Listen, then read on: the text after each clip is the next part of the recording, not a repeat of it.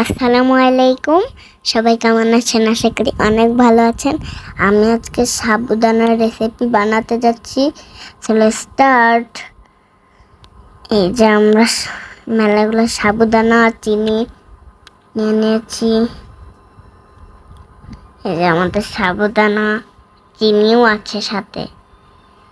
আমাদের বেদেনা, আপেল, 2টা আপেল, কলা, আঙুর। এই যে আমরা সাবুদানা এখন চুলায় দিয়ে দিচ্ছি 2 কাপ।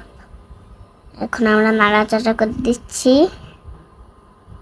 এতে আমাদের সাবুদানাটা ফুটে উঠলে আর একবার নাড়াচাড়া করে দেব। কত পাতলা হয়ে উঠছে। এখন আমরা ফলগুলা কেটে নেব। কাটার সময় দেখবেন সাবুদানাটা পাতলা হয়ে গেছে। এখন পানি ঝরতে দিয়েছি। সাবুদানার একটু পানি থাকে না, আবার দুধ দিয়েছি আমি। দুধ নাড়াচাড়া করে নিচ্ছি।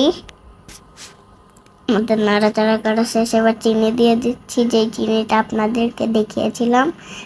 লবণ দিয়ে দিচ্ছি, আর ঘি দিয়ে দিচ্ছি। আমি একটা নাড়াচাড়া করে দিচ্ছি। আবার সাবুদানাটা দিয়ে দিচ্ছি। পানিটা ঝরে গিয়েছে, তাই জন্য আমরা দিয়ে দিচ্ছি। আপনার একবার নাড়াচাড়া করতে হবে। যে আমরা আবার গুঁড়ো দুধ দিয়ে দিলাম। আবার নাড়াচাড়া করে নিচ্ছি যাতে একটু ভালো স্মেল আছে।